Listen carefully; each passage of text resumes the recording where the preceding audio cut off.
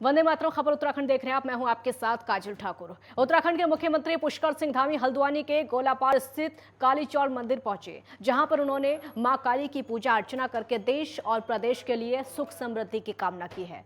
पूजा अर्चना के बाद मुख्यमंत्री धामी ने ग्रामीणों से मुलाकात की, जहां पर समिति और लोगों से सुल्तान नगरी मंदिर गेट से मां काली चौड़ मंदिर तक डामरीकरण के साथ ही पूर्वी खेड़ा, गोविंद ग्राम, सुल्तान नगरी और पश्चिमी खेड़ा लिंक मार्गों का डामरीकरण कराने की मांग की गई।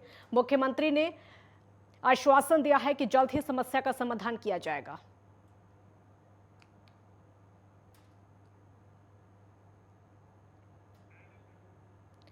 तो काली चौड़ मंदिर पहुंचे मुख्यमंत्री पुष्कर सिंह धामी। मंदिर में मां काली की पूजा अर्चना की और ये तस्वीरें उसी समय की हैं जब पूजा अर्चना की गई। मंदिर पहुंचे। उत्तराखंड के हल्द्वानी में काली चौड़ मंदिर है, यहां पर मुख्यमंत्री ने पहुंचकर पूजा अर्चना की है। सीएम धामी हल्द्वानी पहुंचे पूजा अर्चना करने के लिए। उनके साथ में और भी कई लोग मौजूद थे और उसी की तस्वीरें इस समय आपकी टीवी स्क्रीन पर, हल्द्वानी की तस्वीरें।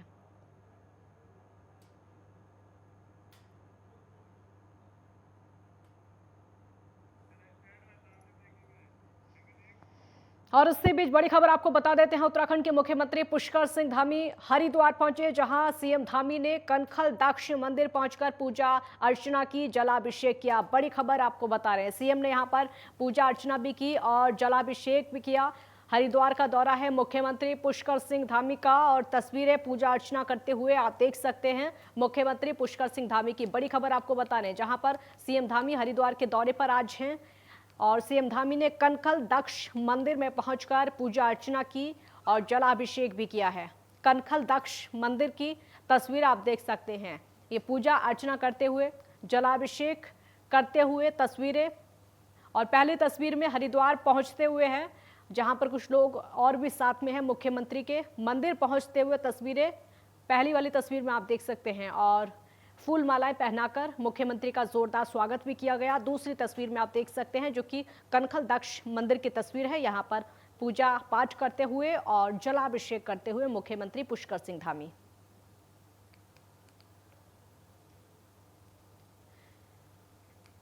काफी अहम दौरा है, मंदिर में जलाभिषेक किया। हरिद्वार का दौरा है मुख्यमंत्री पुष्कर सिंह धामी का, आज ही हल्द्वानी भी पहुंचे, वहां पर भी पूजा अर्चना की। मां काली के मंदिर में पूजा अर्चना मुख्यमंत्री पुष्कर सिंह धामी ने की। और ये हरिद्वार की तस्वीर आप देख रहे हैं, हरिद्वार में मुख्यमंत्री पहुंचे। पहली तस्वीर में आप देख सकते हैं, जैसे ही मुख्यमंत्री अपनी गाड़ी से उतरते हैं, वहां पर मौजूद लोगों ने उनका जोरदार स्वागत किया।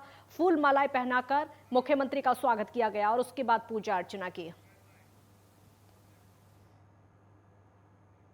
हल्द्वानी पहुंचे मुख्यमंत्री पुष्कर सिंह धामी ने सर्किट हाउस के कुमाऊं मंडल के स्तर के अधिकारियों की बैठक ली और उसके साथ ही विकास कार्यों और आपदा की स्थिति से निपटने के लिए की गई तैयारियों की भी सीएम ने समीक्षा की। वहीं इस दौरान सीएम ने कानून व्यवस्था और अन्य मामलों को लेकर भी अधिकारियों को आवश्यक दिशा निर्देश दिए। मुख्यमंत्री पुष्कर सिंह धामी ने राज्य सरकार की विकास की योजनाओं के क्रियान्वयन की गति बढ़ाने के निर्देश दिए हैं और इसी दौरान मुख्यमंत्री ने सभी अधिकारियों को निर्देश दिए हैं आपदा के दौरान लोगों तक तुरंत राहत को पहुंचाया जाए। और इसी मौके पर जिले और मंडल के सभी विभागों के अधिकारी मौके पर मौजूद रहे। इस बैठक में मुख्यमंत्री ने सबसे ज्यादा आपदा प्रबंधन और पीडब्ल्यूडी के साथ समीक्षा बैठक करते हुए बरसात के दौरान सड़क हादसे के दौरान जो तैयारियां की, तैयारियों की समीक्षा की। मुख्यमंत्री पुष्कर सिंह धामी ने अधिकारियों से कुमाऊं मंडल में अब तक बरसात से हुए नुकसान की जानकारी भी ली और इसी दौरान मुख्यमंत्री ने बीजेपी कार्यकर्ताओं से भी मुलाकात की।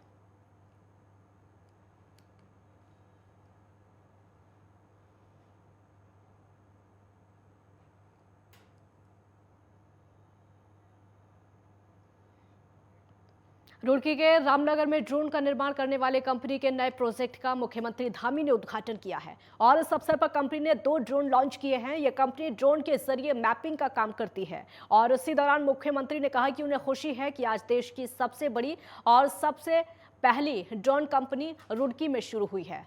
कंपनी न सिर्फ ड्रोन तकनीक में भारत का भविष्य उज्जवल कर रही है, बल्कि प्रधानमंत्री नरेंद्र मोदी के विजन को भी आगे बढ़ाने का काम कर रही है।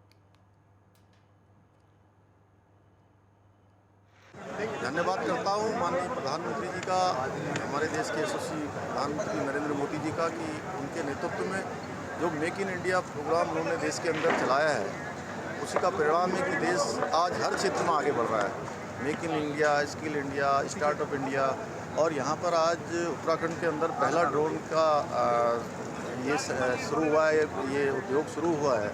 निश्चित रूप से एक नई क्रांति के रूप में इसका आगाज़ होगा और उन्होंने 40% जो है इनके प्राइस भी कम करने का भी निर्णय लिया है। निश्चित रूप से इस जो ड्रोन की टेक्नोलॉजी है हमारे राज्य में, जहाँ पर आपदाएं आती हैं, जहाँ पर भूस्खलन होता है, तमाम जगह पर जो है हमारी भौगोलिक परिस्थितियाँ बहुत कठिन हैं। ऐसे समय में हमारे लिए ड्रोन टेक्नोलॉजी एक बहुत महत्वपूर्ण और कारगर सहायक साबित होती है। ऐसे समय में ड्रोन का यहाँ पर उद्योग लगना, उसका आज उद्घाटन होना, ये हमारे राज्य के लिए बहुत ऐतिहासिक क्षण है, जो केवल उत्तराखंड ही नहीं, उत्तराखंड के साथ साथ पूरे भारतवर्ष के लिए ये ड्रोन टेक्नोलॉजी एक मुफीद होगी। उसके क्षेत्र में एक क्रांति आएगी और माननीय प्रधानमंत्री जी ने जो साइंस एंड टेक्नोलॉजी को बढ़ावा देने का काम किया है, उनको आगे बढ़ाने का काम किया है। रामनगर में आज सुबह एक भीषण सड़क हादसा हो गया। जानकारी के अनुसार इस हादसे में 9 लोगों की मौत हो गई है। बताया जा रहा है कि ये गाड़ी में 10 लोग सवार थे। हादसे की सूचना मिलते ही पुलिस प्रशासन और रेस्क्यू टीम मौके पर पहुंची। शवों को बाहर निकाला गया। वहीं इस हादसे में एक महिला गंभीर रूप से घायल हो गई है, जिसको अस्पताल में भर्ती कराया गया है। ये देखिए तस्वीर आप देख सकते हैं किस तरीके से यहाँ पर कार गिरी है और इसमें 9 लोगों की मौत हो चुकी है।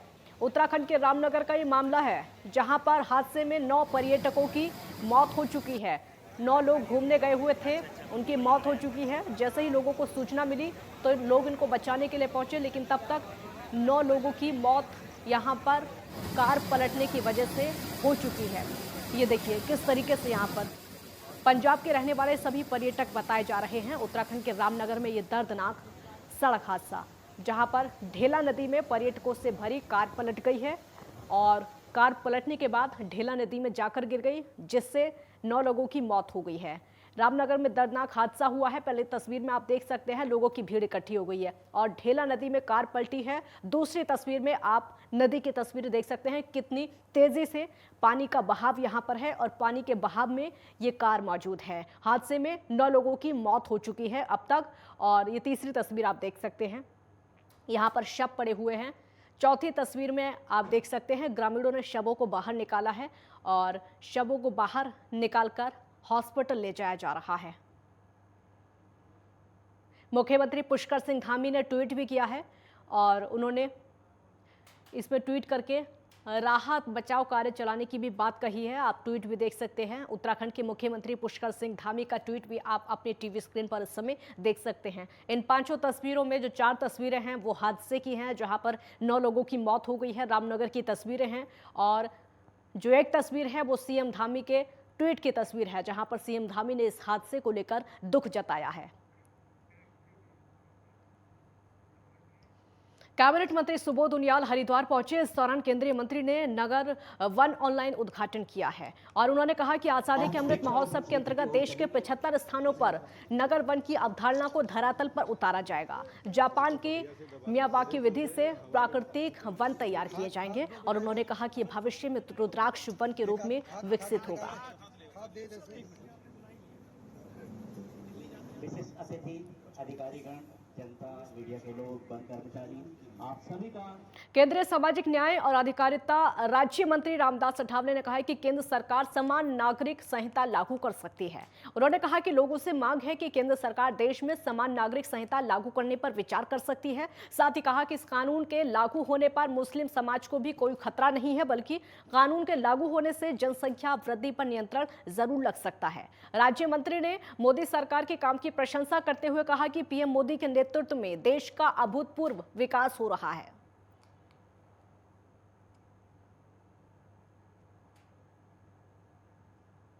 समान नागरिक कायदा जो है तो एक तो देश में बहुत दिनों से 70 सालों से मतलब जो 26 जनवरी 1950 को संविधान लागू हुआ, बाबा साहब अम्बेडकर जी ने संविधान ड्राफ्टिंग कमेटी के चेयरमैन के नाते मतलब उसमें उनका बड़ा योगदान रहा है।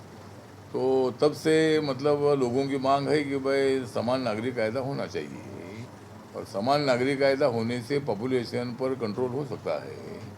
और ये कोई कानून मुस्लिम के विरोध में नहीं है। मुस्लिम समाज हमारा ही समाज है देश का इतिहास ऐसा है कि एक ज़माना 2500 साल पहले सम्राट अशोका के बाद सारा देश बुद्धिस्ट था। बाद में शंकराचार्य जी आने के बाद पूरा देश हिंदू बन गया। जब मुग़ल जहाँ जहाँ आ गए वहाँ वहाँ हिंदू समाज के लोग मुस्लिम बन गए।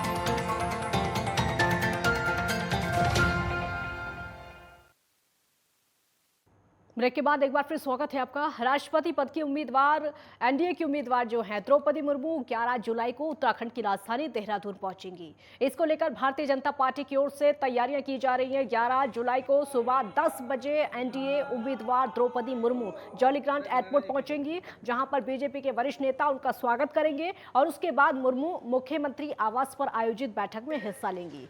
बैठक में मुख्यमंत्री पुष्कर सिंह धामी, प्रदेश अध्यक्ष मदन कौशिक समेत बीजेपी के सभी विधायक, सांसद, निर्दलीय और कुछ अन्य पार्टियों के विधानसभा सदस्य भी मौजूद रहेंगे। इस कार्यक्रम को लेकर बीजेपी द्वारा तैयारियां की जा रही हैं। हमारे एनडीए की राष्ट्रपति के उम्मीदवार माननीय द्रौपदी मुर्मू जी 11 तारीख को देहरादून उनका आगमन उत्तराखंड हो रहा है और 10 बजे करीब वो एयरपोर्ट जॉलीग्रांट में लैंड करेंगी और वहाँ पर उनका भव्य स्वागत की तैयारी की जा रही है। उसके बाद माननीय मुख्यमंत्री जी के आवास पर हमारे भारतीय जनता पार्टी के सभी सांसद, सभी विधायकगणों को साथों बैठने वाली हैं और वो सभी दलों से, अन्य दलों से भी जो निवेदन अपने पक्ष में वोट करने के लिए निवेदन करेंगे और ये जीत बहुत ऐतिहासिक जीत हमारी सुनिश्चित है और पहली बार ऐसा लगे कि एक तरफा जो है राष्ट्रपति का चुनाव हुआ है। बड़ी खबर आपको बता देते हैं, देहरादून की एसटीएफ पुलिस को बड़ी सफलता मिली है, जिसमें पुलिस ने बैंक ऑफ इंडिया में 12 लाख के साइबर फ्रॉड मामले में दिल्ली से सहायक शाखा प्रबंधक को गिरफ्तार किया है और उसके साथ ही देहरादून से भी एक शाखा प्रबंधक को गिरफ्तार कर लिया है। आपको बता दें कि देहरादून के निवासी बैंक खाता से 12 लाख की रकम निकाली गई थी।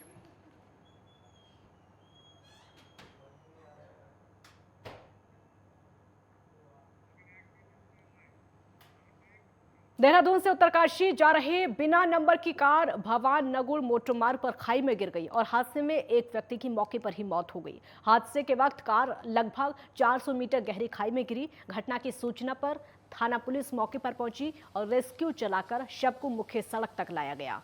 गहरी खाई और जंगल होने से पुलिस को रेस्क्यू में भारी मुश्किलों का सामना करना पड़ा, जिसके बाद पुलिस ने बताया कि लगभग 400 मीटर गहरी खाई में गिर गई कार और जिसकी वजह से एक व्यक्ति की मौके पर ही मौत हो गई और साथ ये भी कहा कि कार बिना नंबर प्लेट की है।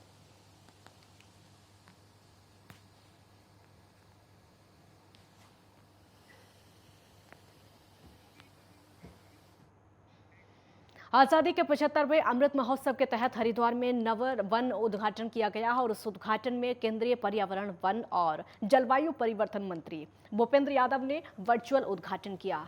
राज्य वन मंत्री सुबोध उनियाल और स्वामी चिदानंद सरस्वती मुख्य अतिथि के रूप में कार्यक्रम में मौजूद रहे। वन मंत्री ने वन विभाग के अधिकारियों के साथ रुद्राक्ष के पौधों का वन में रोपण किया और हरियाली के साथ साथ महोत्सव के तहत देश भर के 75 जगह पर पौधारोपण किया गया। इस मौके पर राज्य वन मंत्री सुबोध उनियाल ने बताया कि नगर वन की अवधारणा को धरातल पर उतारा गया है, जिसके चलते ज्यादा से ज्यादा पर्यटक यहां पर आकर पर्यावरण की खूबसूरती का आनंद ले सकेंगे। मुख्य वन संरक्षक विनोद कुमार सिंघल ने कहा है कि इस नगर वन को जापान की मियावाकी विधि से बनाया गया है और उसकी थीम रुद्राक्ष रखी गई है। साथ ही उन्होंने बताया कि इसका मुख्य उद्देश्य आबादी वाले क्षेत्र में ऐसे वन बनाकर पर्यावरण की रक्षा करना है।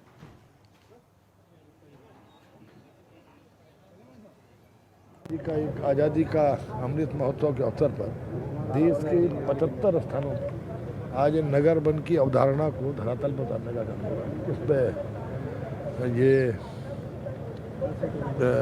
जो कुल मिलाकर जो उद्देश्य है कि वनों के प्रति भी लोगों के अंदर एक जागरूकता भी आए और इन वनों की नैसर्गिक सुंदरता का लोग फायदा भी उठाएं, खासकर मेडिटेशन में। इसमें एक जापानीज टेक्निक मियावाकी उसकी अवधारणा पे इसका निर्माण किया गया और भविष्य में इसमें रुद्राक्ष वन के रूप में भी इसको विकसित किया जाएगा। ये आज़ादी के अमृत महोत्सव के तहत 75 नगर वनों में पूरे प्रदेश में 75 नगर वनों की स्थापना की जा रही है और उसका लाइव स्ट्रीमिंग हो रहा है। दिल्ली में भी ये कार्यक्रम चल रहा है तालकटोरा में। तो इससे पूरे प्रदेश को, पूरे देश को ये मैसेज देना है कि जितने भी अर्बन एरियाज़ हैं इनमें हम एक ग्रीन लंग्स क्रिएट कर सके, और नगर वन इसी आधारभूत जो हमारा कॉन्सेप्ट है इसी से ये शुरू हुआ है। और तीर्थ नगरी हरिद्वार में चूँकि यहाँ पे काफ़ी तीर्थयात्री आते हैं और ये उपयुक्त है हमारे रुद्राक्ष के लिए, तो यहाँ पे जो थीम रखा गया है वो रुद्राक्ष का रखा। सोनप्रयाग से 1340 तीर्थयात्रियों का पहला दल केदारनाथ के लिए रवाना हो गया है। दरअसल गुरुवार को 1682 पुरुष, 1032 महिलाओं, 78 नौनिहालों समेत 2782 तीर्थयात्रियों ने बाबा केदारनाथ के दर्शन किए। फिलहाल अभी तक 8,67,321 तीर्थयात्री बाबा केदारनाथ के दर्शन कर चुके हैं। ऋषिकेश बद्रीनाथ नेशनल हाईवे पर सिरोगढ़ में बार बार मलबा आने के चलते यातायात बाधित होने से केदारनाथ धाम में आने वाले तीर्थयात्रियों के आवागमन में भारी गिरावट आ रही है।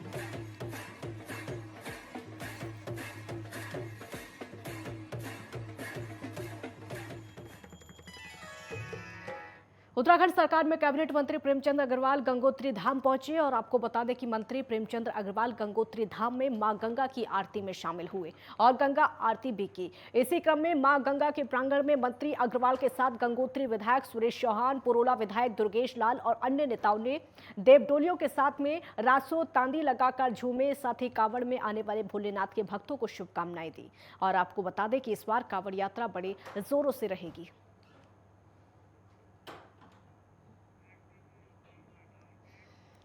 मसूरी में बड़े पैमाने पर शहर से 126 स्थानों से स्थायी और अस्थायी अतिक्रमण को हटाया गया है। अतिक्रमण हटाने को लेकर एसडीएम के नेतृत्व में अभियान चलाया गया है और इसको लेकर प्रशासनिक टीम के अधिकारियों के साथ में लाखों की तीखी नोकझोंक हुई है। लेकिन प्रशासन और पुलिस की जांच जिस तरीके से हुई है, किसी ने नहीं सुनी और अतिक्रमण पर कार्रवाई लगातार जारी रही। आपको बता दें कि देर रात एसडीएम नरेश दुर्गापाल ने एक बार फिर से सभी हटाए गए अतिक्रमण का निरीक्षण किया। साथ ही कहा गया कि दोबारा अतिक्रमण करने वालों के खिलाफ सख्त कार्रवाई की जाएगी।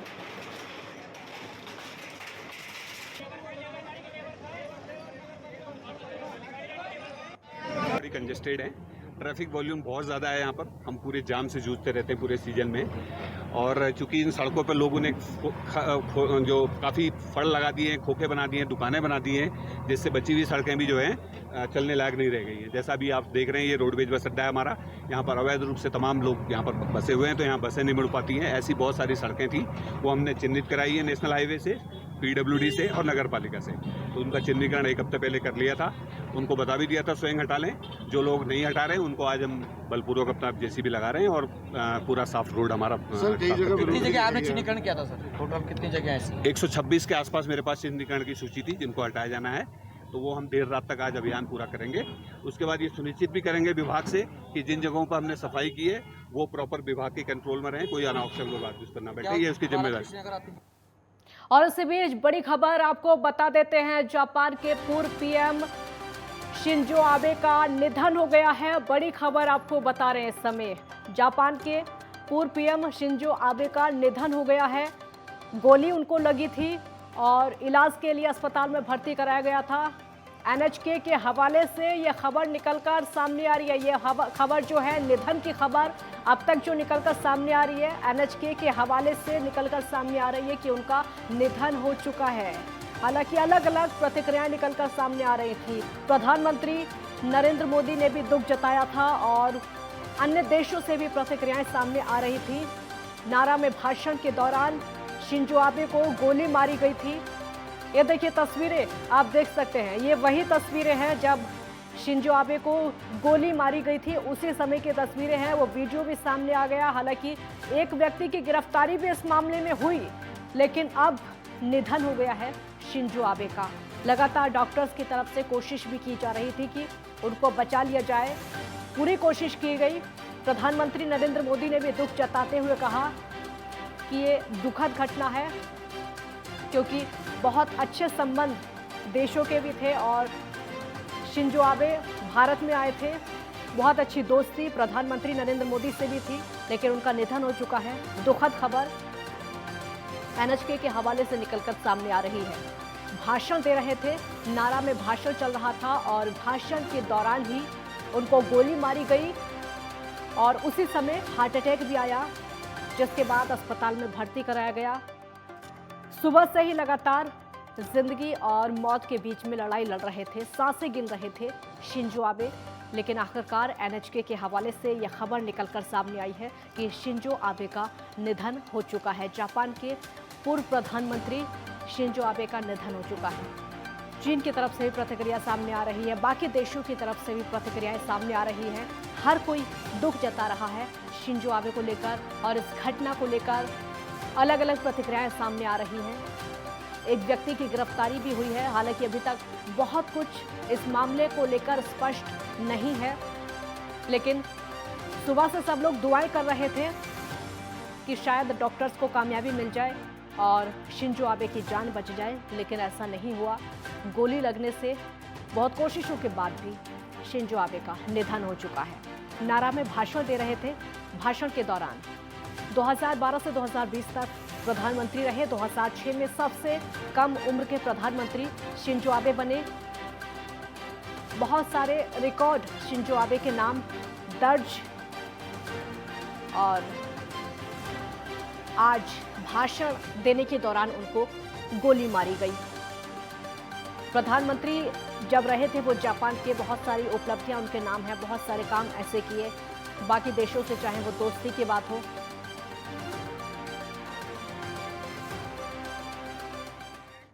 और उसी के साथ खबर उत्तराखंड में फिलहाल इतना ही। आप देखते रहिए नेटवर्क 10। जय हिंद।